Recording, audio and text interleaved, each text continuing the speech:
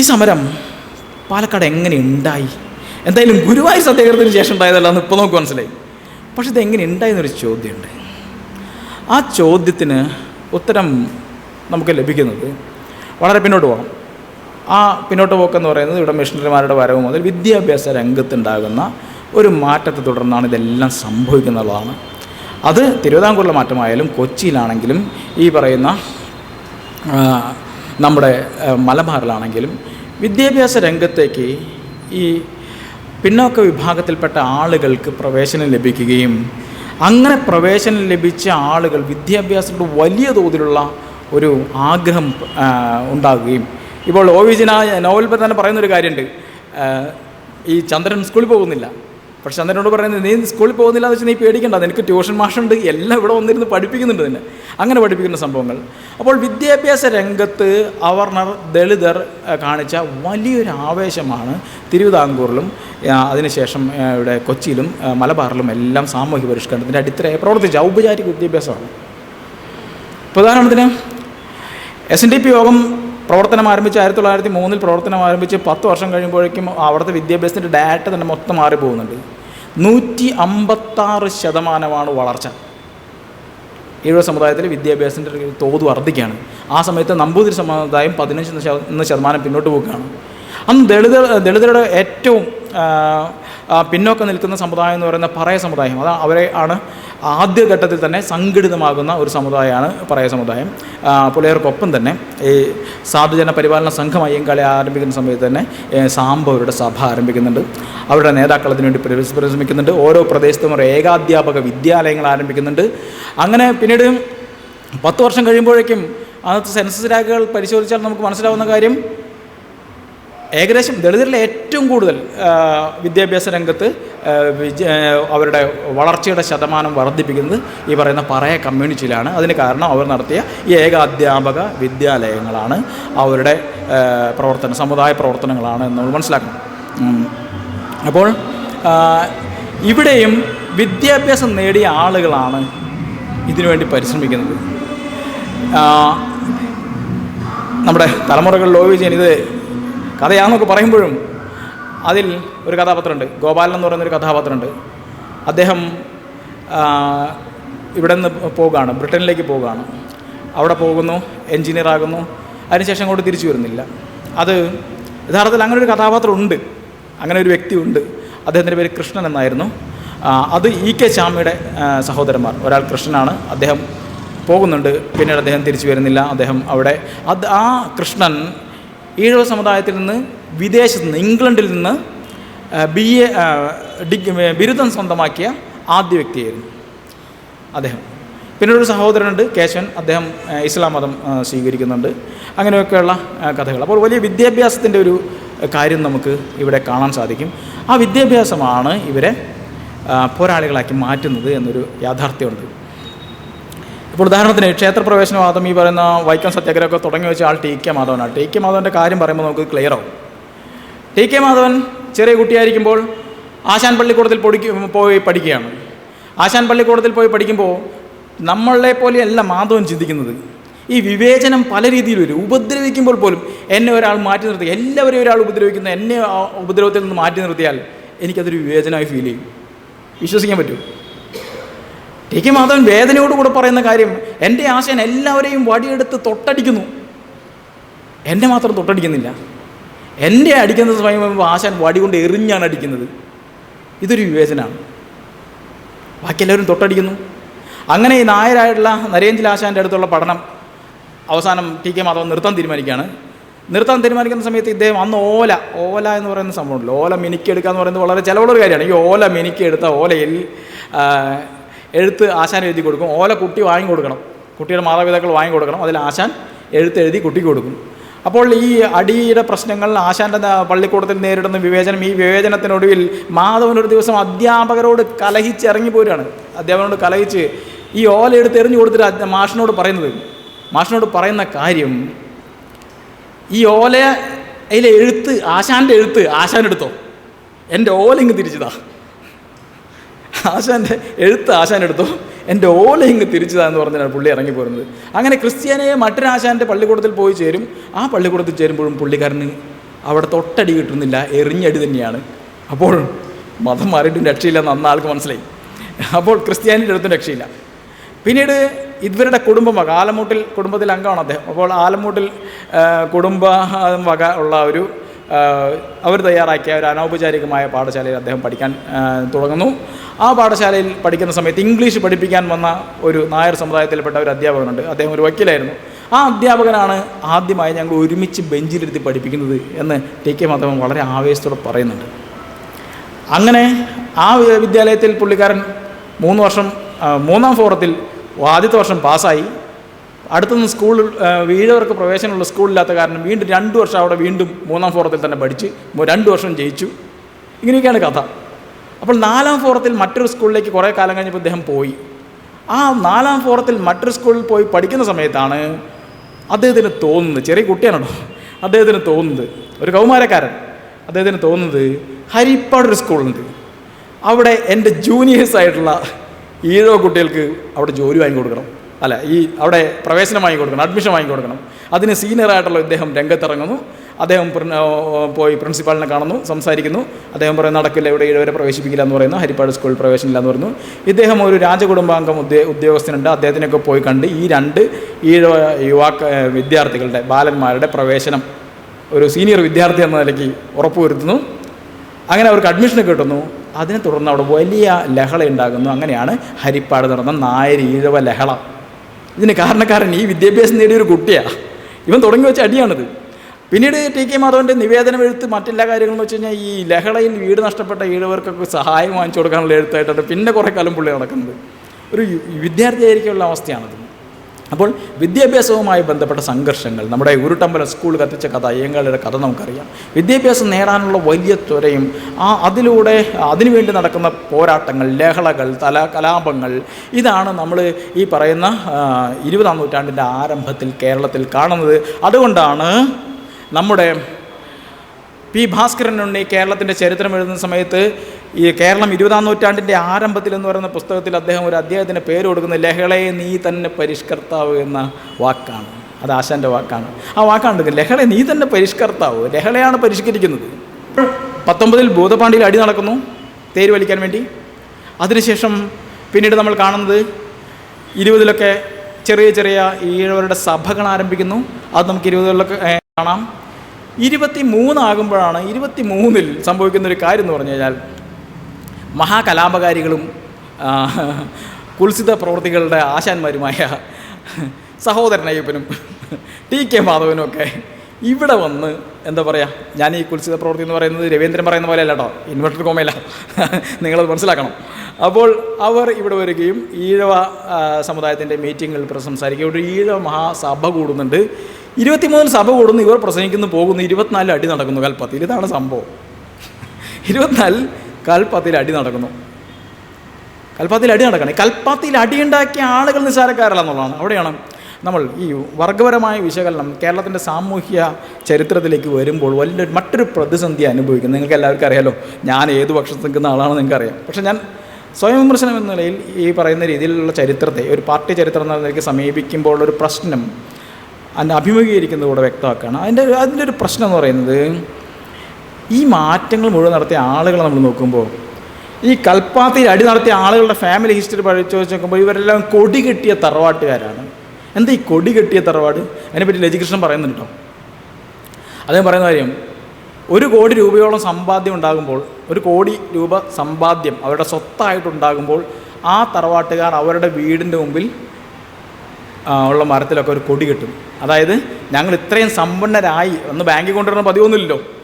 ഇപ്പോഴാണെങ്കിൽ നമുക്ക് bank account Google പേ മറ്റേ തുറന്നിട്ട് സ്ക്രീൻഷോട്ട് എടുത്ത് സ്റ്റാറ്റസ് ഇട്ടാൽ മതി. അന്ന് ഇതല്ല പതിവ്, അന്ന് കൊടി കെട്ടുകയാണ്. അതാണ് ഈ കൊടികെട്ടി തറവാട്ടുകാർ. ഈ കൊടികെട്ടി തറവാട്ടുകാരാണ് ഇവിടെ കൊണ്ട് അടികൊണ്ടത്. അപ്പോൾ ബ്രാഹ്മണരെ അടിക്കുന്ന സമയത്ത് ഇവർ അടികൊണ്ട് വീഴുകയാണ്. ഇവർ തിരിച്ചടിക്കുന്നില്ല, ഇവരൊന്നും ചെയ്യുന്നില്ല. അതിനെപ്പറ്റി E.K. ചാമി ചരിത്രത്തിൽ പറയുന്നൊരു കാര്യമുണ്ട്. ഞങ്ങളുടെ സമുദായത്തിലെ പോക്കിരികളായിട്ടുള്ള ആളുകളാണെന്ന് അന്ന് ഞങ്ങൾ അവിടെ വന്നതെന്നുണ്ടെങ്കിൽ നിങ്ങൾ ഒറ്റ ബ്രാഹ്മണർ തിരിച്ചു പോവില്ല. ഇത് ഞങ്ങൾ കുറച്ച് പ്രിവിലേജഡായിട്ടുള്ള ആളുകൾ, കുറച്ച് വിദ്യാഭ്യാസം കിട്ടിയ ആളുകൾ വന്ന കാരണമാണ് നിങ്ങൾ തിരിച്ചു പോയത്. അത് നിങ്ങൾ മനസ്സിലാക്കണം എന്ന് അദ്ദേഹം പറയുന്നുണ്ട്. അപ്പോൾ ഇവർ ഇങ്ങനെയുള്ള ആളുകളാണ് മുന്നിട്ടിറങ്ങുന്നത്. അങ്ങനെയുള്ള ആളുകൾ മുന്നിട്ടിറങ്ങിയതുകൊണ്ടാണ് പാലക്കാടിൻ്റെ ചെറിയ ചെറിയ ഗ്രാമങ്ങളിലൊക്കെ ഇത്തരത്തിൽ ടി കെ മാധവൻ പറയുന്നുണ്ടല്ലോ, ടി കെ മാധവനെ പറ്റി നമ്മൾ പറയുമ്പോൾ അവിടെ സമരം നടത്തുമെന്ന് പറയുമ്പോൾ ഈ വ്യക്തി വരുന്നൊരു ചില്ലറക്കാരനല്ല. അദ്ദേഹം കായംകുളം ചന്തയിലൂടെ കടന്നുപോയ കഥ ഞാൻ പറയുന്നില്ല, പല സ്ഥലങ്ങളിൽ പറഞ്ഞിട്ടുള്ളതുകൊണ്ട്. ചന്തയിലൂടെ കടന്നുപോയപ്പോഴാണ് അദ്ദേഹത്തിനോട് പറയുന്നത് ചെരുപ്പ് ഊരിയിട്ട് ഇറങ്ങി നടക്കട എന്ന് പറഞ്ഞു അദ്ദേഹത്തോട്. അപ്പോൾ അദ്ദേഹം വളരെ ബോധ്യത്തോടെ ചെറിയ കുട്ടിയായിരിക്കുമ്പോൾ ചെരുപ്പ് ഊരി ആ കക്ഷത്ത് വെച്ച് നടന്നുപോയി. ആ കായംകുളം ചന്ത എന്ന് പറയുന്നത് അതിൻ്റെ കിഴക്കേ കമ്പോളം എന്ന് പറയുന്നത് പുള്ളിക്കാരൻ്റെ തറവാട്ടമൊക്കെയാണ്, അച്ഛന്മാർക്ക് കുടുംബത്തിൻ്റെയാണ്. അതിൽ കൂടെ നടന്നു പോയി ചെരുപ്പിട്ട് നടന്നു പോകാൻ പുള്ളിക്ക് അവകാശം ഉണ്ടാകുന്നില്ല. പക്ഷേ ഈ ആലമൂടിൽ ചാന്നാരുടെ കാറിൻ്റെ കഥയൊക്കെ നമുക്കറിയില്ല. അപ്പോൾ അങ്ങനെയുള്ള സമ്പന്നർ ഇവിടെ ഈ പറയുന്ന ചാമിയാരപ്പനെ പോലുള്ള വലിയ തറവാട്ടുകാരായിട്ടുള്ള ആളുകൾ, ഇവരൊക്കെ കൂടെ സമ്പന്നരായിട്ടുള്ള ആളുകൾ മുന്നിട്ടിറങ്ങുകയാണ്. അവർ കേവലം അവരുടെ സമുദായത്തിൽ മാത്രമല്ല മറ്റ് സമുദായങ്ങൾ. ഉദാഹരണത്തിന് വളരെ പ്രധാനപ്പെട്ട ഒരു രേഖയുണ്ട്, അത് ഗാന്ധിയുമായി ബന്ധപ്പെട്ട. 24 സമരം നടന്നു, 25 ഇവരവിടെ പോയി നടന്നു. അപ്പോൾ ഇവിടുത്തെ പ്രശ്നങ്ങളെല്ലാം അവസാനിച്ചെന്നല്ല നമ്മൾ കാണേണ്ടത്. 27 ഗാന്ധി കേരളം സന്ദർശിക്കുന്ന സമയത്തും ഇവിടുത്തെ പ്രശ്നങ്ങൾ അതുപോലെ തന്നെ നിൽക്കുകയാണ്. പാലക്കാട് ചാമിയാരപ്പൻ ഒ വിജയൻ്റെ ഒരു സങ്കല്പ കഥാപാത്രമല്ല എന്ന് ഞാൻ പറഞ്ഞല്ലോ. ഈ ചാമിയാരപ്പനെ പിന്നെ നമ്മൾ കാണുന്നത് ഈ പറയുന്ന നോവലിൽ നിന്ന് നേരെ ഇറങ്ങി വന്നാൽ ചാമിയാരപ്പനെ നമുക്കിതാ ഗാന്ധിജിയുമായിട്ടുള്ള സംവാദത്തിൽ കാണാം. അവിടെയുണ്ട് അദ്ദേഹം പറയുന്ന കാര്യം. അപ്പോൾ ഗാന്ധിയുടെ 27 നമ്മുടെ ഇങ്ങോട്ടുള്ള വരവിൻ്റെ പ്രധാനപ്പെട്ട ലക്ഷ്യങ്ങളിലൊന്ന് എന്ന് പറയുന്നത് നമുക്കറിയാലോ. 27 ഗാന്ധി വരുന്നു. അപ്പോൾ ഗാന്ധിയെ പറ്റിയാണ് ഗാന്ധി സംസാരിക്കുന്നത്. ഗാന്ധി പ്രചരണം ആ സമയത്തെ ഒരു വലിയ ആവശ്യമാണ്. അതിൻ്റെ ഒരു പ്രചരണത്തിന് വേണ്ടി ഗാന്ധിയോട് വരുന്നുണ്ട്. അപ്പോൾ ഇവിടെ പാലക്കാട് വന്ന കഥയാണ് പറയുന്നത്. അവിടെ സന്നിഹിതരായിരുന്നവരിൽ മിക്കവരും ഖദർ വസ്ത്രം ധരിക്കാത്തത് എന്താണെന്ന് മഹാത്മാജി അന്വേഷിച്ചു. ഈ ഹിന്ദു ഐക്യത്തിൻ്റെ കഥ, ഗാന്ധിജിക്ക് അങ്ങനെ ഒരു ആഗ്രഹം ഉണ്ടല്ലോ, ഈ ഹിന്ദു ഐക്യം വേണം എന്ന് പറഞ്ഞ ആഗ്രഹം ഉണ്ടല്ലോ. ഇപ്പോൾ ഹിന്ദു ഐക്യം ഉണ്ടാക്കാൻ നടന്ന ആളുകൾ ഇന്നലെ വന്നത് ഞാൻ ഗാന്ധിൻ്റെ ആണെന്ന് പറയുന്നത്. പക്ഷെ വലിയ വ്യത്യാസമൊന്നുമില്ല എന്നുള്ളതാണ് എനിക്ക് തോന്നുന്നത്. കാരണം എന്താണ്, ഗാന്ധിയിലും ഹിന്ദു ഐക്യമുണ്ട്, ഗാന്ധിയിലും ഒരു ഹിന്ദു ഐക്യവാദി ഉണ്ടല്ലോ. അപ്പോൾ പിന്നെ കുഴപ്പമില്ല. അപ്പോൾ അതുകൊണ്ട് തന്നെ ഇന്നലെ വരെ ഹിന്ദു ഐക്യം പ്രസംഗിച്ച ആൾക്ക് ഇന്നെങ്ങനെ ഗാന്ധിയനാവാൻ പറ്റുമെന്നൊക്കെ നിങ്ങൾ ചോദിച്ചു കഴിഞ്ഞാൽ ഗാന്ധിയിലും ചെറിയൊരു ഹിന്ദു ഐക്യം ഉണ്ടെന്ന് മനസ്സിലാക്കിയാൽ മതി. അപ്പോൾ കുറച്ച് വീര്യം കുറച്ച് കഴിഞ്ഞാൽ ഇതാവാൻ പറ്റും, വലിയ പ്രശ്നമൊന്നുമില്ല. അതുകൊണ്ട് പുള്ളിക്കാരനെ അധികം നിങ്ങൾ കളിയാക്കണ്ട. അപ്പോൾ ഇവിടെ സംഭവം എന്ന് വെച്ച് കഴിഞ്ഞാൽ ഇവിടെ നമുക്ക് മനസ്സിലാക്കുക, ഇവിടെ സന്നിഹിതരായിരിക്കുന്നില്ല ഗാന്ധിയാണ് ഇവിടെ പറയുന്നത്. ഗാന്ധിജി പറയുകയാണ്. പക്ഷെ ഒരു കാര്യം നമ്മൾ മനസ്സിലാക്കണം, ഗാന്ധി ചെറുതായി ഒന്ന് വെടിവെച്ചൊന്ന് കൊന്നതേ ഉള്ളൂ എന്ന് പറഞ്ഞതിന് ശേഷം ഇനിയിപ്പോൾ അടുത്ത ഗാന്ധി ജയന്തിക്കും രക്തസാക്ഷി ദിനത്തിലും ഇദ്ദേഹം എന്ത് ചെയ്യുന്നു നമുക്കറിയില്ല. അതൊരു പ്രശ്നമാണ്. അപ്പോൾ ഇവിടെ സന്നിഹിതരായിരുന്നതിൽ മിക്കവരും ഖദർ വസ്ത്രം ധരിക്കാത്തത് എന്താണ് എന്ന് മഹാത്മാജി അന്വേഷിച്ചു. ചോദ്യം വളരെ ക്ലിയർ ആണല്ലോ.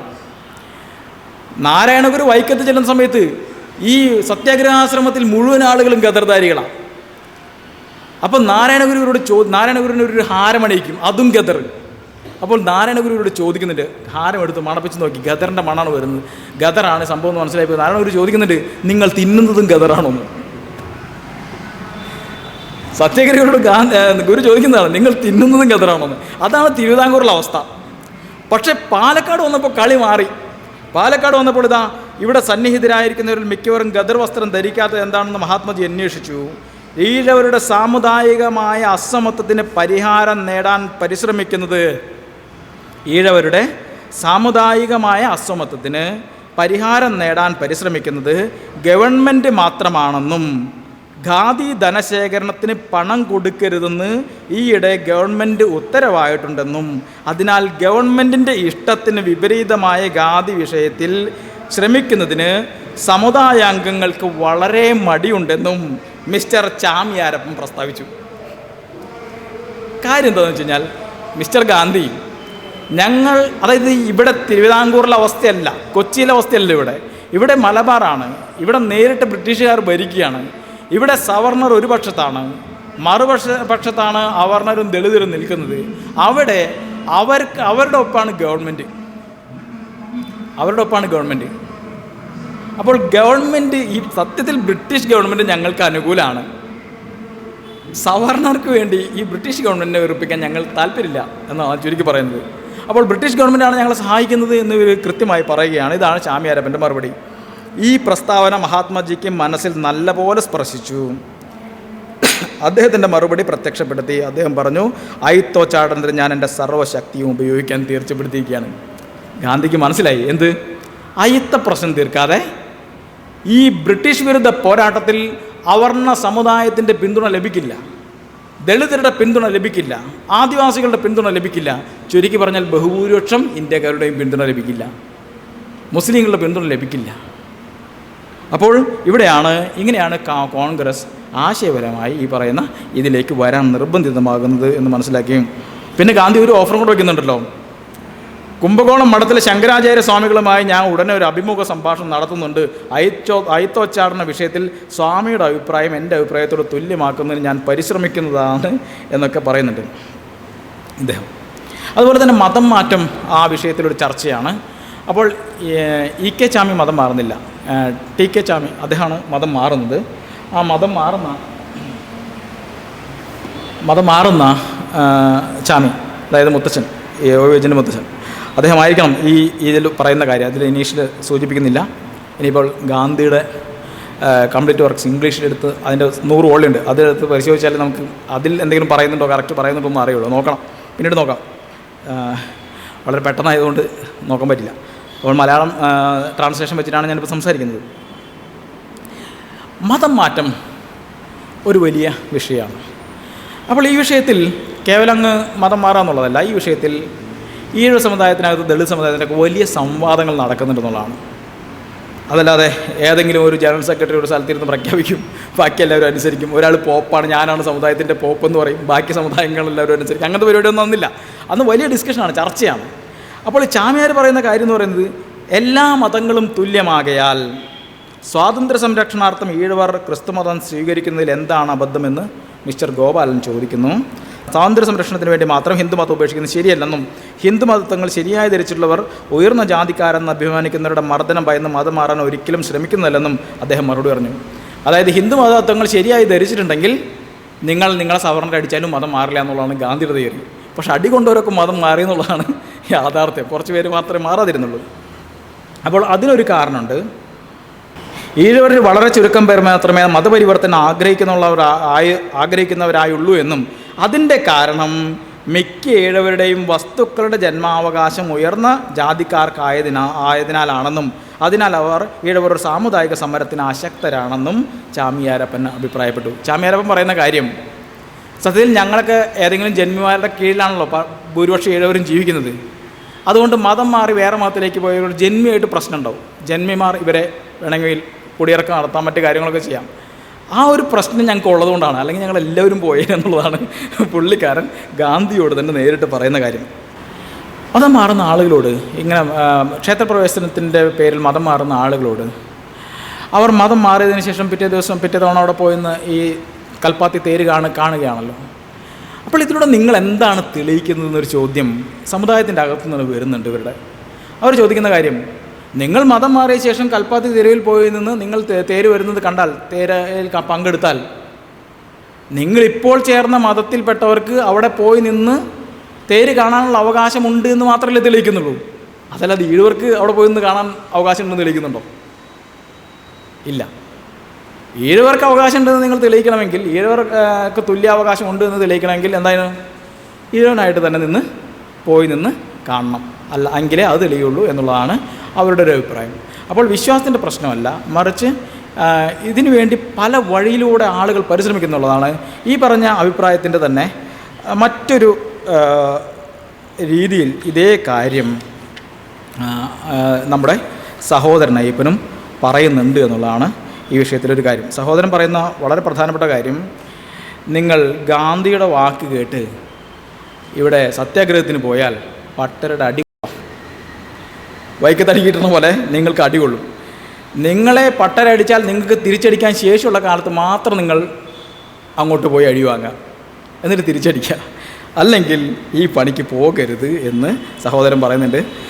അതിനൊപ്പം തന്നെ ആര്യ സമാജം, ഇത് കേവലം ഈഴവ സമുദായം മാത്രം നടത്തിയൊരു കാര്യമല്ല കേട്ടോ, അങ്ങനെയല്ല ഇതിനെ കാണുന്നത്. ഈ സമയത്ത് ആദ്യം തന്നെ ഈ ആര്യ സമാജം പോലുള്ള സംഭവങ്ങളോട് വരുന്നുണ്ട്. അതിന് മുമ്പ് അതിൻ്റെ ഒരു ക്രോണോളജി ഞാൻ പറയാം. അതായത് 1907 യാക്കര ക്ഷേത്രത്തിന് കുറ്റിയടിക്കാനായിട്ട്, യാക്കര ക്ഷേത്രത്തിൽ സ്ഥാപിക്കണം എന്ന ആഗ്രഹവുമായി പാലക്കാട്ടുകാർ നാരായണ ഗുരുവിനെ സമീപിക്കുന്നത്.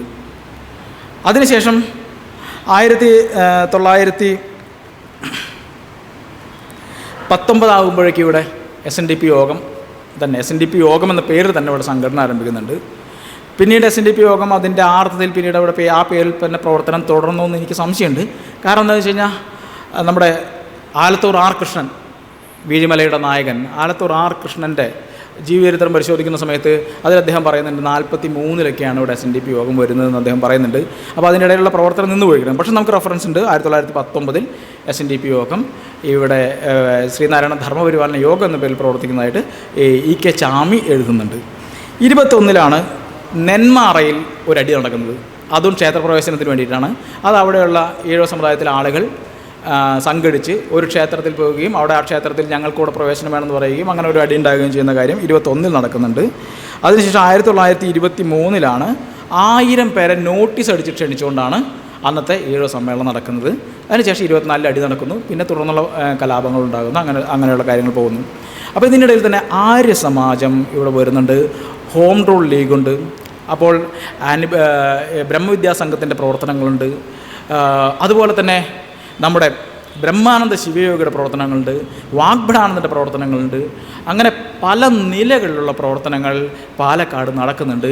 ഇതെല്ലാം തന്നെ ഒരു ജാതി വിരുദ്ധമായ ഒരു സമരത്തിൻ്റെ ഒരു അന്തരീക്ഷത്തിലേക്ക് പാലക്കാടിനെ കൊണ്ടുവരുന്നുണ്ട് എന്നാണ് യാഥാർത്ഥ്യം. ഇത് മലബാറിൽ നടക്കുന്ന ദേശീയ പ്രസ്ഥാനവുമായി ബന്ധപ്പെട്ട് നേരിട്ട് നടക്കുന്ന സാമൂഹ്യ പരിഷ്കരണങ്ങളുടെ എല്ലാത്തരം ധാരകളെയും ആര്യസമാജം, ബ്രഹ്മസമാജം എല്ലാവരെയും നമുക്കിവിടെ കാണാമെന്നുള്ളതാണ് ഇതിൻ്റെ ഒരു പ്രത്യേകത. 1925 ഒക്ടോബർ 31 ആര്യമതം സ്വീകരിച്ച 12ഓളം ഈഴവർക്ക് അന്നൊരു തമാശയായിരുന്നു. ഏത് പുതിയ പാർട്ടി വന്നാലും അതിൽ ചേരുന്ന കുറേ ആൾക്കാരില്ലേ, അതിലെല്ലാം ഈഴവരുണ്ടായിരിക്കും. അതുപോലെ തന്നെയാണ് പണ്ട് ഏത് മതം കേരളത്തിൽ വന്നാലും ഇവർ 4 ആൾ പോയി ചേരും. അത് ഉറപ്പാണ്. കാരണം എന്ന് വെച്ച് കഴിഞ്ഞാൽ അവിടെ സിഖ് മതം വന്നു. ഇവിടെ സിഖുകാർ ഇവിടെ നമ്മുടെ വൈക്കത്ത് സമരം തുടങ്ങിയത് അറിഞ്ഞ വഴിക്ക് അകാലികൾ അവിടെ നിന്ന് കുറച്ച് ചപ്പാത്തി ഉണ്ടാക്കാനുള്ള യന്ത്രങ്ങളും സാധനങ്ങളൊക്കെ ആയിട്ട് കുറച്ച് ഗോതമ്പ് പോയി അവിടെ നിന്ന് അവർ കയറി ഇവിടെ വന്നു. കാരണം അവരുടെ ഗുരു പറഞ്ഞിട്ടുണ്ട് എവിടെ വിശക്കുന്ന ആളുണ്ടെങ്കിൽ അവിടെ ഭക്ഷണം കൊടുക്കണം. ഇവിടെയാണെങ്കിലോ ഭക്ഷണം കൊടുക്കണം, അത് ബ്രാഹ്മണന് മാത്രം കൊടുക്കാൻ പാടുള്ളൂ എന്ന് നിയമമുണ്ട്. അതാണ് അവിടെ വേറെ മതമാണ്. അപ്പോൾ അവരിവിടെ വരുന്നു, ചപ്പാത്തി ഉണ്ടാക്കുന്നു, ആളുകൾക്ക് കൊടുക്കുന്നു. അപ്പോൾ ചപ്പാത്തി കൊള്ളാം, ഈ ചപ്പാത്തി ഉണ്ടാക്കണം, മതവും കൊള്ളാം എന്ന് കുറച്ച് ആളുകൾക്ക് തോന്നി. അങ്ങനെയാണ് KC കിട്ടൻ എന്ന് പറയുന്ന അദ്ദേഹം നിസ്സാരക്കാരനല്ല കേട്ടോ, സഹോദര സംഘത്തിൻ്റെ നേതാവാണ് KC കിട്ടൻ. ഈ KC കിട്ടൻ ചെയ്യുന്ന കാര്യം എന്ന് വെച്ച് കഴിഞ്ഞാൽ ഇദ്ദേഹം നിസ്സാരക്കാരനല്ലെന്ന് ഞാൻ പറയാൻ കാരണം അവിടെ കളവങ്കോട് ക്ഷേത്രത്തിൽ കണ്ണാടി പ്രതിഷ്ഠിച്ചൊരു കഥയാണ്. ശ്രീനാരായണ ഗുരു ശ്രീനാരായണ ഗുരു അവിടെ സത്യത്തിൽ ക്ഷേത്രം പ്രതിഷ്ഠിക്കുമെന്ന് വിചാരിച്ച ആളല്ല. അവിടുത്തെ ഒരു ജന്മിയായി ഇഴവനാണ് ഈ ക്ഷേത്രമൊക്കെ ഉണ്ടാക്കുന്നത്. അതുകൊണ്ട് ഗുരുവിനോട് പറഞ്ഞു, ഗുരു വന്ന് ഇതൊന്ന് പ്രതിഷ്ഠിച്ചിരണം. ഗുരു പറഞ്ഞു, ഞാൻ വരില്ല, കാരണം ഇതിലൊന്നും ഇനി കഥയില്ല. അതായത് ഗുരു ക്ഷേത്ര പ്രതിഷ്ഠകളൊക്കെ അവസാനിപ്പിക്കണം എന്ന് പറയുന്ന കാര്യമാണ്. അപ്പോഴാണ് പണിക്കർ പറയുന്നത്, ഗുരു വന്ന് ഈ ക്ഷേത്രം പ്രതിഷ്ഠിച്ചില്ല എങ്കിൽ ഞാൻ ഈ ക്ഷേത്രത്തിന് തീ കൊടുത്ത് അതിൻ്റെ ഉള്ളിൽ കയറി ചത്തുകളയെന്ന് പറയുന്നത്. ഗുരു പറഞ്ഞു, ഞാൻ ചാവണ്ട, ഞാൻ വരാം. അങ്ങനെ ഗുരു വന്നു. ക്ഷേത്രം പ്രതിഷ്ഠിക്കാൻ സമയത്താണ് ഈ കിട്ടൻ ചെല്ലുന്നത്. കിട്ടൻ പറയുന്ന കാര്യം, KC കിട്ടൻ പറയുന്ന കാര്യം വളരെ സിമ്പിളാണ്. ഞങ്ങളിവിടെ സഹോദര സംഘക്കാരൊക്കെ ഉണ്ട്, ഞങ്ങൾ യുക്തിവാദികളാണ്. ഇനി ഗുരു ഈ അന്ധവിശ്വാസം പ്രചരിപ്പിക്കുന്ന പരിപാടി നിർത്തണം. ആളുകൾക്കൊക്കെ അത്യാവശ്യം വിദ്യാഭ്യാസം, ഇതിന് ക്ഷേത്രത്തിൻ്റെ ആവശ്യമില്ല എന്ന് ഗുരു തന്നെ പറഞ്ഞിട്ടില്ലേ, അതുകൊണ്ട് പ്രതിഷ്ഠിക്കാൻ പറ്റില്ല എന്നാണ് ഗുരു പറയുന്നത്. അങ്ങനെ തർക്കമായി. ആ തർക്കം തീർക്കാനാണ് അവസാനം എന്ത് ചെയ്യുന്നത്, എങ്കിലിനി വിഗ്രഹമൊക്കെ മാറ്റിവെക്കി നമ്മൾ കണ്ണാടി പ്രതിഷ്ഠിക്കാം എന്ന ഒരു കോംപ്രമൈസിലെത്തുകയും ഗുരു കണ്ണാടി പ്രതിഷ്ഠിച്ച് തിരിച്ചു പോവുകയും ചെയ്യുന്നത്. കണ്ണാടിയുടെ മുകളിൽ രസം ചുരണ്ടി കളിച്ച് ഓം എന്ന് എഴുതാൻ തീരുമാനിക്കുന്നുണ്ട്. എഴുതി വന്നപ്പോൾ ഓം എന്നായിപ്പോയി. ബ്രാഹ്മണിക നിയമം അനുസരിച്ചാണെങ്കിൽ എന്താ പ്രശ്നം, ഈ വിഗ്രഹത്തിന് ചെറിയൊരു ലക്ഷണക്കേടുണ്ടെങ്കിൽ പോലും പ്രതിഷ്ഠിക്കാൻ പറ്റില്ല. ഗുരു പറഞ്ഞു ഓം എന്നായാലും കുഴപ്പമില്ല. എനിക്ക് തോന്നുന്ന കാര്യം ഓം എന്നായാലും പ്രത്യേകിച്ച് അർത്ഥമൊന്നുമില്ല, ഓം എന്നായാലും പ്രത്യേകിച്ച് അർത്ഥമൊന്നുമില്ല, പിന്നെ കുഴപ്പമില്ലല്ലോ.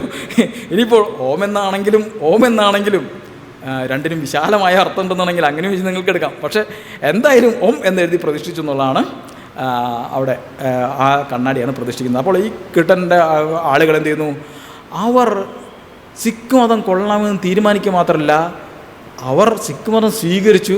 അവിടെ നിർത്തിയില്ല, ഇവർ പഞ്ചാബിൽ പോയി. അവിടെ പഞ്ചാബിൻ്റെ തെരുവുകളിൽ സിഖുകാർ ഇവിടെ കേരളത്തിൽ നിന്ന്, അതായത് ഇന്ത്യയുടെ ഏറ്റവും അറ്റത്തു നിന്നുള്ള ആളുകൾ പോലും നമ്മുടെ മതത്തിൽ ചേർന്നിരിക്കുന്ന സന്തോഷത്തോടെ ഇവരെ പഞ്ചാബിലെ തെരുവ് വീതികളിലൂടെ തോളിലേറ്റ് നടന്നു എന്നാണ് പറയുന്നത്. അങ്ങനെയുള്ള ആളുകളാണ്. അപ്പോൾ ആരും വന്നാലും ഇവർ ചേരും. അപ്പോൾ അതുപോലെ തന്നെ ആര്യ സമാജം വന്നു. അപ്പോൾ ഇവിടെ ഹിന്ദുക്കൾ ആയി നിൽക്കണോ, ഈഴവരായി നിന്ന് അടികൊള്ളണോ, ക്രിസ്തു മതം സ്വീകരിക്കണോ, ആണെങ്കിൽ തന്നെ ഏത് സഭ വേണം. അപ്പോൾ ഇവരെല്ലാവരും കുറച്ച് എലൈറ്റ് ഈഴവരായതുകൊണ്ട് അവർക്ക് തോന്നി നമ്മൾ ഈ CSI ബാസ അവിടെ നിന്ന് പോയി ചേരണ്ട, നമുക്ക് മാർത്തോമ ചേരാം. അങ്ങനെ സവർണ മാർത്തോമ സഭയിൽ തന്നെയാണ് ഇവർ പോയി ചേരുന്നത്. തൃശ്ശൂരിൽ നിന്ന് മാർത്തോമക്കാർ വന്നിട്ടാണ് ഇവർ മതം മാറ്റുന്നത്. 10-11 പേരെ മതം മാറ്റുന്നത്. അപ്പം മതം മാറാൻ ചെല്ലുന്ന സമയത്ത് ഇവർ മതം മാറാനൊക്കെ തീരുമാനിച്ച് യോഗ നടത്തുമ്പോൾ വീട്ടിലെ സ്ത്രീകളൊക്കെ കരഞ്ഞ് നിലവിളിച്ച് വരുന്നുണ്ട്. എനിക്ക് തോന്നുന്നത് അതെന്താണെന്ന് മനസ്സിലായിട്ടില്ല. അത് വളരെ പഠിക്കേണ്ട ഒരു കാര്യമാണ്. ഈ മതം മാറുക, മറ്റൊരു മതവുമായി ബന്ധപ്പെട്ട് നിൽക്കുക എന്നൊക്കെ പറയുമ്പോൾ അതിന് വളരെയധികം എതിർപ്പ് വരുന്നത് സ്ത്രീകളുടെ ഭാഗത്തു നിന്നാണെന്ന് കൂടെ കാണാം. മതം മാറിയ സ്ത്രീകളൊക്കെ ഉണ്ട്, അവരെ പറ്റിയിട്ട് ചാമി പറയുന്നുണ്ട് കേട്ടോ. ആദ്യം മതം മാറിയ സ്ത്രീയെ പറ്റിയൊക്കെ പറയുന്നുണ്ട്, എങ്കിലും എതിർപ്പ് വരും. ഉദാഹരണത്തിന് ഇവിടെ ഈ മതം മാറാനുള്ള മീറ്റിംഗ് നടക്കുമ്പോൾ സ്ത്രീകളും മുത്തശ്ശിമാരാണ് ഓടി അലച്ച് അയ്യോ മതം മാറരുതേ എന്ന് പറഞ്ഞ് കരഞ്ഞ് ഇവിടെ ചെന്ന് അവരുടെ പല ആളുകളും പിന്തിരിപ്പിക്കുന്നത്. അവസാനം 11 കുടുംബക്കാരെ ചേരാനുണ്ടായുള്ളൂ. അവർ ചേരുന്നു, മതം ചേരുന്നു. ഇതുപോലെ തന്നെ നമ്മുടെ TK മാധവൻ തൻ്റെ മകന് പേരിട്ടു. മകന് പേരിടുന്നത് മുഹമ്മദ് അലി എന്നാണ്. മുഹമ്മദ് അലി എന്ന് പേരിടാൻ കാരണം TK മാധവൻ കാക്കിനട പോയിട്ട് കാക്കിനട കോൺഗ്രസ്സിൽ ഈ പറയുന്ന അയിത്തോച്ചാടന പ്രമേയം അവതരിപ്പിക്കാൻ ചെല്ലുന്ന സമയത്ത് ഒന്ന് പുള്ളി കോൺഗ്രസ്സിൽ മെമ്പറല്ല, അതുകൊണ്ട് തന്നെ കോൺഗ്രസ്സിൽ പോയി ഒരു പ്രമേയം അവതരിപ്പിക്കാൻ പറ്റില്ല. 2 ഈ പ്രമേയം കൊണ്ടു ചെല്ലുന്ന സമയത്ത് ഈ പ്രമേയത്തിൽ എഴുതിയിരിക്കുന്ന ആശയത്തിനോട് ആഭിമുഖ്യമുള്ള ഒരൊറ്റ നേതാവ് സത്യം പറഞ്ഞാൽ സവർണറിൽ കോൺഗ്രസ്സിൽ ഇല്ല. പിന്നെ ആര് ഈ പ്രമേയം പാസ്സാക്കും? അങ്ങനെ ആ കോൺഗ്രസിൻ്റെ അധ്യക്ഷനായിരുന്ന മൗലാന മുഹമ്മദ് അലിയാണ് ഈ പ്രമേയം പാസ്സാക്കുന്നത്. അലി സഹോദരന്മാരിൽ ഒരാൾ അദ്ദേഹമാണ് ഈ പ്രമേയം പാസ്സാക്കാനായിട്ട്, ഈ പ്രമേയം അവതരിപ്പിക്കാനായിട്ട് മാധവനെ ക്ഷണിക്കുന്നത്. അദ്ദേഹത്തിൻ്റെ ഭീഷണിയുടെ പുറത്താണ് സത്യത്തിൽ ഈ പ്രമേയം പാസ്സാവുന്നത്. പ്രമേയം കോൺഗ്രസ് ചർച്ചയ്ക്കെടുക്കുന്നത്, അത് പാസ്സാവുന്നു. ഈ ഒരു കടപ്പാട് കൊണ്ട്, ഈ ഒരു നന്ദി കൊണ്ട് TK മാധവൻ സ്വന്തം മകനുണ്ടായപ്പോൾ ആ മകന് പേരിട്ടത് മുഹമ്മദ് അലി എന്നായിരുന്നു. അപ്പോൾ വലിയ ആലമൂട്ടിൽ തറവാട്ടുകാരുടെ വീട്ടിൽ, അതല്ലെങ്കിൽ എന്താ പറയുക, നമ്മുടെ അദ്ദേഹത്തിൻ്റെ അമ്മ വഴിയാണ് ആലമൂട്ടുകാർ. അദ്ദേഹത്തിൻ്റെ ഇത്രയും വലിയ ഈഴവ തറവാട്ടിലെ ഒരു കുട്ടിയെ മുഹമ്മദ് അലി എന്ന് വിളിച്ച് പിന്നാലെ നടക്കുമ്പോൾ ഇവർക്ക് ഒരു കുറച്ചിൽ ആർക്ക് ഭാര്യയ്ക്ക്. നാരായണിയമ്മയാണ് പിന്നീട് ഇതിന് പരിഹാരം കണ്ടുന്നത്. മാധവനോട് പറഞ്ഞാൽ മാധവൻ മാറ്റില്ല. അതുകൊണ്ട് നാരായണിയമ്മ ഗാന്ധി പിന്നെ വരുന്ന സമയത്ത് ഗാന്ധിയെ പോയി കണ്ടിട്ട് ഗാന്ധിയോട് പറയുകയാണ്, ബാപ്പുജി എൻ്റെ മകന് ഒരു പേരിടണം. അപ്പോൾ ഗാന്ധി എന്ത് കേട്ടു? ബാപ്പു എന്ന് വിളിച്ചു. അങ്ങനെയാണ് ബാബു വിജയനാഥ് എന്ന് പേരിടുന്നത്. ബാബു വിജയനാഥ് എന്ന് പറയുന്ന നമ്മളെല്ലാം അറിയുന്ന ബാബു വിജയനാഥ്, ഡോക്ടർ ബാബു വിജയനാഥ് TK മാധവൻ്റെ മകനാണ്. അപ്പോൾ ഈ ബാബു വിജയനാഥ് എന്ന് ഗാന്ധിയെ പേരിടുന്നത് സത്യം പറഞ്ഞാൽ ഗാന്ധിജിയെ കൊണ്ട് പേരിടിച്ചതല്ല, മറ്റൊരു പേര് മാറ്റിച്ചതാണ്. ആര്? ഈ നാരായണിയമ്മ എന്നുള്ളതാണ് യാഥാർത്ഥ്യം. അപ്പോൾ അങ്ങനെയുള്ള കുറേ രസകരമായ സംഭവങ്ങൾ കൂടെ അടങ്ങിയതാണ് നമ്മുടെ നവോത്ഥാനം. പക്ഷേ അതുപോലെ തന്നെ ആര്യ സമാജത്തിൽ ചേരുകയും ആര്യ സമാജത്തിൻ്റെ പുതിയ പേരുകൾ സ്വീകരിക്കുകയും പൂണൂലണിയുകയും ഒക്കെ ചെയ്യുന്ന ഒരു സംഭവം ഇവിടെ ആരംഭിക്കുന്നുണ്ട്. അതുകൂടെ വളരെ പ്രധാനപ്പെട്ടതാണ്. അപ്പോൾ ആര്യ സമാജം എന്ന് പറയുന്ന, നമ്മൾ പറയുന്നത് വേദം പഠിച്ച് നിങ്ങൾ സ്വാത്വികരാവുന്നല്ലൊക്കെ. സംസ്കൃതം പഠിക്കുന്നതുകൊണ്ട് എന്നോടൊക്കെ ആളുകൾ പറയാറുണ്ട് സംസ്കൃതം വളരെ സ്വാത്വികമായ ഭാഷയാണ്, അത് പഠിച്ചാൽ നല്ല ശാന്തശീലരും ഭയങ്കര ആളുകളായി മാറുമെന്ന് പറയാറുണ്ട്. ഞാൻ കുറച്ച് കൊല്ലമായി പഠിക്കുന്നു, എന്നെ കണ്ടിട്ട് നിങ്ങൾക്ക് അങ്ങനെ തോന്നുന്നുണ്ടോ? അപ്പോൾ അങ്ങനെയൊന്നുമില്ല. അപ്പോൾ അതിന് തെളിവാണ് ആര്യസമാജം. ആര്യസമാജം വേദങ്ങളിലേക്ക് മടങ്ങുമെന്നാണ് ഇവർ പറയുന്നത്. വേദങ്ങളിലേക്ക് മടങ്ങുമെന്നവർ പറയുകയും വേദങ്ങൾ പ്രചരിപ്പിക്കാൻ തുടങ്ങുകയും അവർ ഇവരുടെ ജാതീയമായ അയിത്തം ഇല്ലാതാക്കുകയും ചെയ്യുമ്പോൾ വേദങ്ങളിലേക്ക് മടങ്ങിയോണ്ട് മാത്രം അയിത്തുണ്ടാവില്ല, അയിത്തം മാറില്ല. അയിത്തം മാറണമെങ്കിൽ വേദങ്ങളിലേക്ക് മടങ്ങിയാൽ മാത്രം പോരാ, നല്ല ദണ്ഡ വെച്ച് 2 മുട്ടന് അടി കൂടെ കൊടുക്കേണ്ടി വരുന്നവർക്ക് മനസ്സിലാവുന്നത് ഇവിടെ വന്നപ്പോഴാണ്. ഇവിടെ കൽപ്പാത്തി വന്നപ്പോൾ. കൽപ്പാത്തി നിങ്ങൾ നോക്കിക്കോ. കൽപ്പാത്തിയിൽ 1925 ഒക്ടോബർ 31 ആര്യമതം സ്വീകരിച്ച 12ഓളം ഈഴവർ കൽപ്പാത്തി അഗ്രഹാരത്തിൽ കിഴക്കുനിന്ന് പടിഞ്ഞാറേറ്റത്തേക്ക് ആര്യ സമാജ പ്രവർത്തകനായ വേദബന്ധു ഒരുമിച്ച് പോവുകയായിരുന്നു. ഇത് കണ്ട ഉടനെ ഏകദേശം 200ഓളം പട്ടന്മാർ പടിഞ്ഞാറെന്നവരുടെ നേർക്ക് വന്നു. തത്സമയം ആര്യ സമാജക്കാർ മടങ്ങുവാൻ ഭാവിച്ചു. മടങ്ങാൻ പോയതാണ് കേട്ടോ. മടങ്ങുമ്പോൾ ഏകദേശം 100 പട്ടന്മാർ കിഴക്ക് നിന്ന് വന്ന് അവരുടെ നേർക്ക് എതിർത്തു. 2 വഴിയും ബ്ലോക്ക് ചെയ്തു. ഈ 2 പട്ടർസംഘങ്ങളും കൂടി ആര്യ സമാജക്കാരെ വളഞ്ഞു. അവർ അടുക്കുന്നതിന് മുമ്പായി കല്ലേറുകൊണ്ടും മറ്റു ഉപദ്രവം സഹിക്കവയ്യാതായി ആര്യ സമാജക്കാരും എതിർത്തുന്നു. പട്ടന്മാർ വടി മുതലായതോടുകൂടി പൊരുതിന്നു. ആര്യ സമാജക്കാർ കഴിയും ഇതും എതിർത്ത് പൊരുതി. അതിനിടയ്ക്ക് ഒരു വടി പട്ടരുടെ പക്കൽ നിന്നും വേദബന്ധു, ആര്യ സമാജത്തിൻ്റെ നേതാവ്, പിടിച്ചെടുത്തു. അടുത്ത് വരുന്നവരെയെല്ലാം വേദബന്ധു കണക്കിനടിച്ചു. ആ തിരക്കിൽ നടന്ന ലഹളയ്ക്ക് കണക്കൊന്നുമില്ല. അങ്ങനെ നടന്നൊരു കലാപം. ചുരുക്കി പറഞ്ഞാൽ പൂണൂലിൻ്റെ ബലത്തിൽ ഈ വേദങ്ങൾ പ്രചരിപ്പിച്ച് ഇവിടെ അയിത്തൊക്കെ ഇല്ലാതാക്കുമെന്ന് പറഞ്ഞ വേദബന്ധു അവസാനം മുട്ടം വടിയുടെ ബലത്തിലാണ് ഈ കൽപ്പാത്തി തെരുവിൽ നിന്ന് പുറത്തിറങ്ങി പോരുന്നുള്ളതാണ് യാഥാർത്ഥ്യം. പിന്നീട് അവരവിടെ ഒരു ബുക്ക് സ്റ്റാൾ ആരംഭിക്കുന്നുണ്ട്. സത്യത്തിൽ ബുക്ക് സ്റ്റാൾ ആരംഭിക്കുന്നതിൻ്റെ ലക്ഷ്യം കൽപ്പാത്തി തെരുവിനകത്ത് അവരുടെ ഒരു ഫുൾ ടൈം സാന്നിധ്യം ഉണ്ടാകുക എന്നുള്ളതായിരുന്നു എൻ്റെ ലക്ഷ്യം. വേദബന്ധു എന്നൊരു കഥാപാത്രത്തെ നിങ്ങൾക്ക് നാരായണ ഗുരുവുമായി ബന്ധപ്പെട്ട് ധാരാളം സ്ഥലത്ത് കാണാൻ സാധിക്കും. ആ വേദബന്ധു പൂണൂലണിഞ്ഞ് നാരായണഗുരുവിൻ്റെ കൂടെ സഞ്ചരിക്കുകയാണ്. അപ്പോൾ ഈ വേദബന്ധുവിൻ്റെ പരിപാടി ഈഴവ സമുദായത്തിൽ നിന്നുള്ള ആളുകളെ ആര്യ സമുദായത്തിൽ ചേർക്കുക, അവർക്കൊരു പൂണൂലിട്ട് കൊടുക്കുക, അവരുടെ പേര് മാറ്റി ഒരു വേദിക്കായിട്ടുള്ളൊരു നെയിം കൊടുക്കും. അവർക്ക് പിന്നെ ഇവർ ഈ കൽപ്പാത്തി തെരുവിൽ തടക്കുമ്പോൾ പിന്നെ അവർ തടയാൻ പാടില്ല. ബ്രാഹ്മണർക്കൊന്നും ചെയ്യാൻ പറ്റില്ല, കാരണം പൂണൂലടിഞ്ഞ ആര്യ സമാജക്കാരല്ലേ വരുന്നത്, ഒന്നും ചെയ്യാൻ പറ്റില്ല. ഇതേ പരിപാടി സ്വാമി ശ്രദ്ധാനന്ദൻ അവിടെ ചെയ്യുന്നുണ്ട്. എവിടെ? നമ്മുടെ വൈക്കം സത്യാഗ്രഹത്തിൽ കാണാം. വൈക്കം സത്യാഗ്രഹത്തിൽ സ്വാമി പറയുന്നത് ഈഴവരെ തടഞ്ഞോ എനിക്ക് കുഴപ്പമൊന്നുമില്ല, പക്ഷേ ഈ ഞങ്ങളുടെ ആര്യ സമാജത്തിൽ ചേർന്ന് ഈഴവരെ തടഞ്ഞ ഞങ്ങൾ ഇവർ അറിയുന്നതാണ്. അത് അദ്ദേഹം ഡൽഹിയിൽ വരെ പ്രഖ്യാപിക്കുന്നുണ്ട്. അത് മറ്റൊരു കഥയാണ്.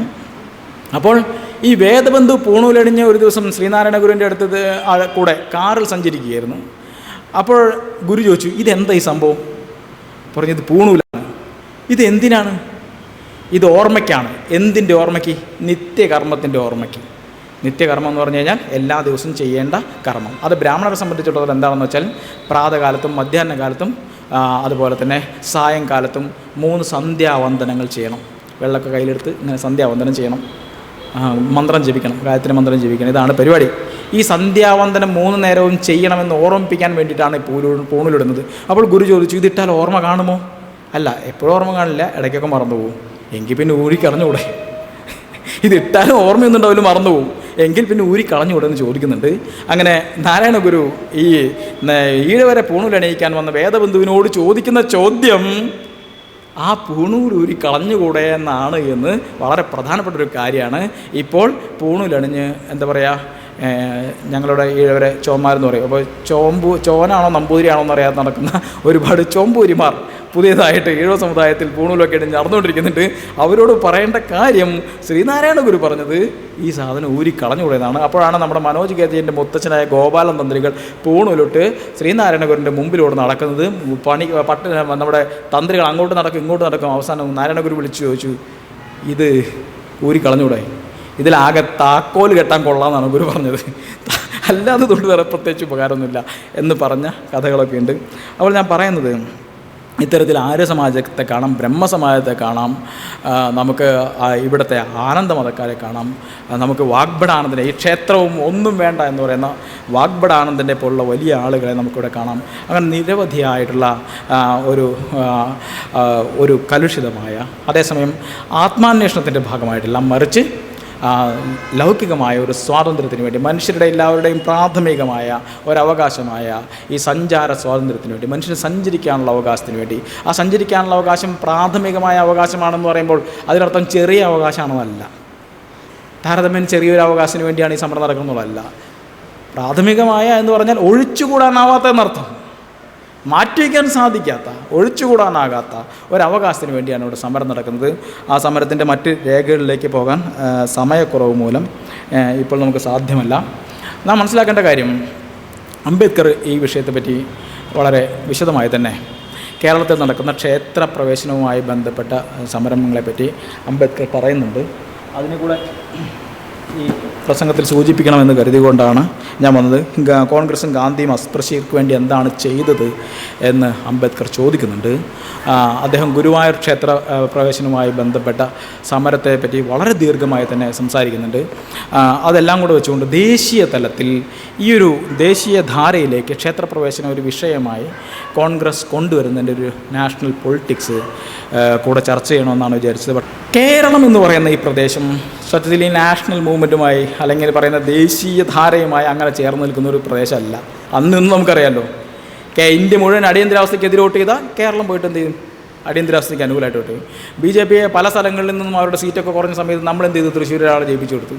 അപ്പോൾ ഇങ്ങനെ നാഷണലി ചിന്തിക്കുന്നതിന് ചിലപ്പോൾ വിരുദ്ധമായിട്ടൊക്കെ മലയാളികൾ എന്നും ചിന്തിച്ചിരുന്നു. കാരണം നമ്മൾ ആ ഒരു രാജ്യവുമായി അങ്ങനെ ബന്ധപ്പെട്ട് നിന്നിരുന്നില്ല എന്നുള്ളത് കൂടിയാണ്. രാഷ്ട്രീയമായ നിരവധിയായ കാരണങ്ങളുണ്ട്. അപ്പോൾ എങ്ങനെയാണ് കേരളം ഒരു നാഷണൽ മൂവ്മെൻറ്റുമായി ബന്ധപ്പെടുന്നത് വെച്ചാൽ അത് ഇവിടെ നടന്ന, അതാണ് ഞാൻ ഉപസംഹാരമായി പറയാൻ ആഗ്രഹിക്കുന്ന കാര്യം, ഇവിടെ നടന്ന ഈ സാമുദായികമായ പോരാട്ടങ്ങളിലൂടെയാണ് നമ്മൾ കണക്ട് ചെയ്യപ്പെടുന്നത് എന്നുള്ളതാണ്. അതുപോലെ തന്നെ അവകാശ സമരങ്ങളുടെ ഭാഗമായിട്ടാണ് കോൺഗ്രസ്സിനെ TK മാധവൻ വൈക്കം സത്യാഗ്രഹത്തിൻ്റെ സമയത്ത്, വൈക്കം സത്യാഗ്രഹത്തിൻ്റെ ആരംഭത്തെപ്പറ്റി നാം പറഞ്ഞു. അതിനു മുമ്പ് ഇതിൻ്റെ ഒരു ട്രയൽ റൺ നടത്തുന്നത് ദളിതനായ ആമച്ചാടി തേവരും അതുപോലെ തന്നെ ടി.കെ. മാധവനും കൂടെ ഒരുമിച്ചാണ് പൂത്തോട്ട ക്ഷേത്രത്തിൽ പോയിട്ടാണ് ഇവരെ ക്ഷേത്രത്തിൽ പ്രവേശിപ്പിച്ച് ഒരു കേസൊക്കെ ഉണ്ടാക്കി വരുന്നത്. പൂത്തോട്ട ക്ഷേത്രം തിരഞ്ഞെടുക്കാൻ കാരണം എന്ന് വെച്ചാൽ ഇത് കൊച്ചിയുടെയും തിരുവിതാംകൂറിൻ്റെയും ബൗണ്ടറിയാണ്. കൊച്ചി രാജ്യത്തിനും തിരുവിതാംകൂറിനും 2 രാജവംശത്തിനും ഒരുപോലെ അധികാരമുള്ള ഒരു ക്ഷേത്രമാണ്. അതുകൊണ്ട് ഇവർ പോയിട്ട് എന്താണ്, ഒരു പുലയനായാലും ഒരു ഈഴവനും കൂടെ ചേർന്നിട്ട് ഇവിടെ തന്നെ കയറുന്നു. അതായത് ഒരേ സമയം 2 രാജ്യത്തിനെയും ഒന്ന് അസ്വസ്ഥതപ്പെടുത്തുക, ഒന്ന് മാന്തി നോക്കുക എന്നുള്ളതാണ് ഇവർ ചെയ്യുന്നത്. ഇവർ പ്രതീക്ഷിച്ച പോലെ തന്നെ കേസ് നടക്കുന്നു.